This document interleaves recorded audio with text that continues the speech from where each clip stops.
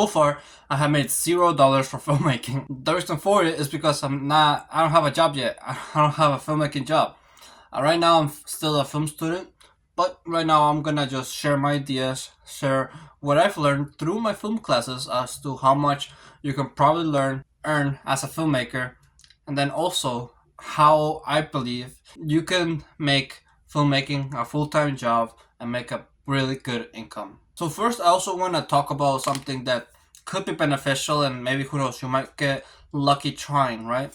So my film school has this thing at the beginning of every spring semester where every film student gets to present their films. It's called Spring Flicks. And in like this event lasts like around 2 hours. So it's like a bunch of films. It has to be short films too. And out of these short films, one is chosen. Well, like a couple actually.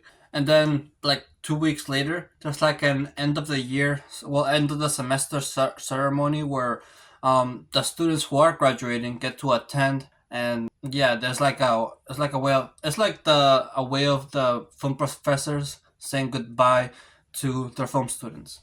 And so in this event, the winners are also announced to that class. The winners get money. They get like around $5,000 to $3,000 to $1,000 for winning that competition where the spring flicks are shown. Like I'm pretty sure who decides the winners are like students and also some of the teachers. It makes sense why some of the teachers would choose the winners because they're experienced filmmakers, so they would know how to like what makes a good film and which one deserves which one's better than the other, pretty much. And so you can win money off of that. From what I've seen, it's only like around $5,000, like the maximum. There's probably other film competitions out there, but yeah, I doubt it. It goes beyond $5,000. I mean, even some gaming competitions don't go beyond $5,000. Competitions don't earn typically like a lot. If you think about it, like the amount of time that you'd put on a film is probably more than what you've like the value that you put off of that time. It probably would be better. Like that is like that competition. That amount of money is not enough. That's what I'm trying to say. Like that's not going towards one person, of course. Like $5,000 is probably gonna be spread between like 5 people, which is like $1,000 each, which is like one of my paychecks. So you want to really use that as like a way to live off of. Just want to make it. Just want to add that too. But let's talk about what I think filmmakers make.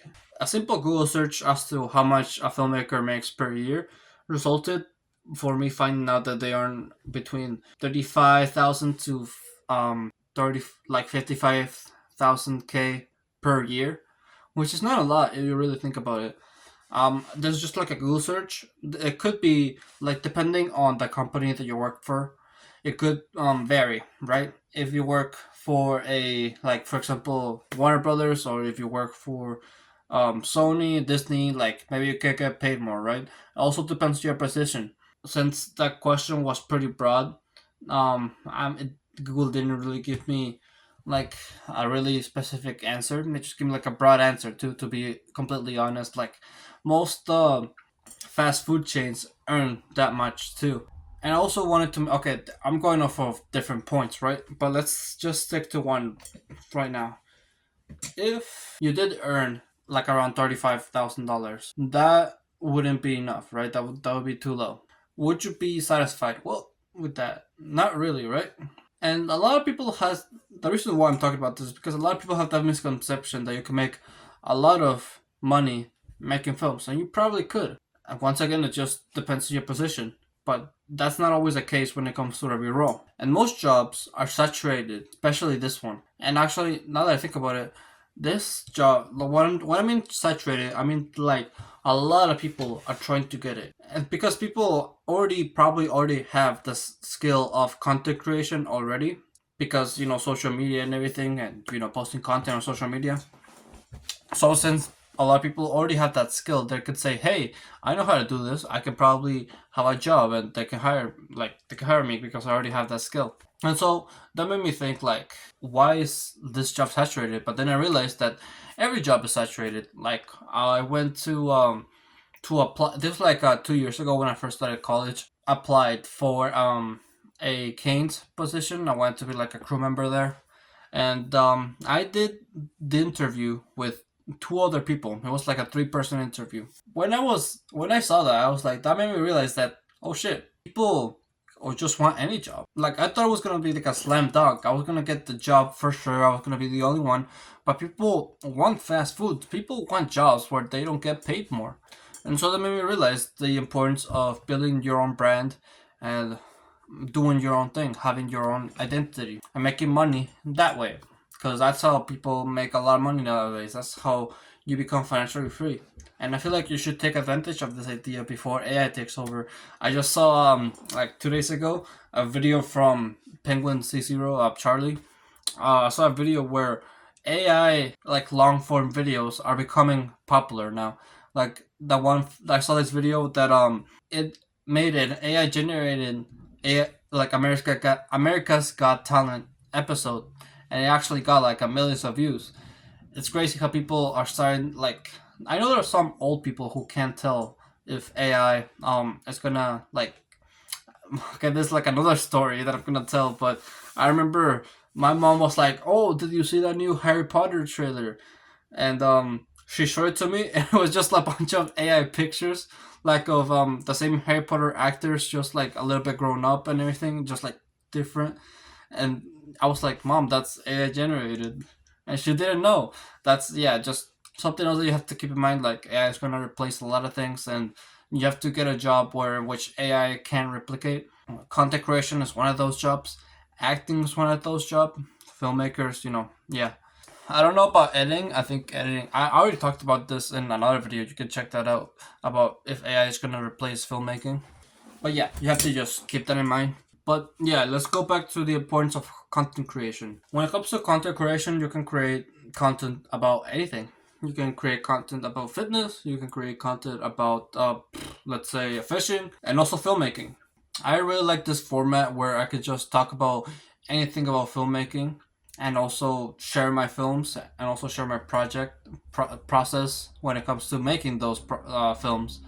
And it's just really fun, and I don't know if it's gonna pay off one day. Hopefully it could, but I just think it's overall a lot of fun, and if it does pay off, I could probably retire my family, and maybe it's able to fund my films going forward. It just could be a really nice way to earn money. I can't really give you specifics on how much. Well, I mean, enough to retire your family. That's all you need to know. So, I don't think you need any more convincing out of that. But if you do want to choose to work on a company, like right now, I'm just recommending make your own company, do your own thing, have your own crew, like find yourself your own crew, like during school and stuff, and then have the money to fund them yourself. It would be really cool to build your own film company. But if you do want to work for another film company, I can't really speak to that because I don't really have experience with that. But I do want to say that there's a lot of opportunities around here in Vegas and around LA. So, if you do want to have that opportunity to work for another film company, I do recommend you move down here to either LA or Las Vegas, or like maybe if you're like in, for example, Mexico or India. I know those places are really big when it comes to filmmaking. Well, I don't, not so much Mexico, but I know a lot more in India. I know there's only one place in Mexico in which filmmaking is really popular. I think it's Ciudad de Mexico. I think that's like the only place where filmmaking is like really popular. But I know you might I God damn it! I'm going crazy. God damn it! I know I said Las Vegas is becoming huge when it comes to filmmaking, and it's kind of crazy because it is. I want to show you something that's been on my background, and it's huge. It's massive, you can say. You know what else is massive? Cellotape fame. So I talked about this in a previous video, but yeah, Warner Brothers came to my university. They got all little hats and everything, and a bunch of cool stuff. But Warner Brothers came to our university announcing that they're gonna partner with our university to pretty much, present the fact that they're gonna build their own studio here in Vegas, and they're gonna offer internships for students here at UNLV. So that's gonna be easy for me, right?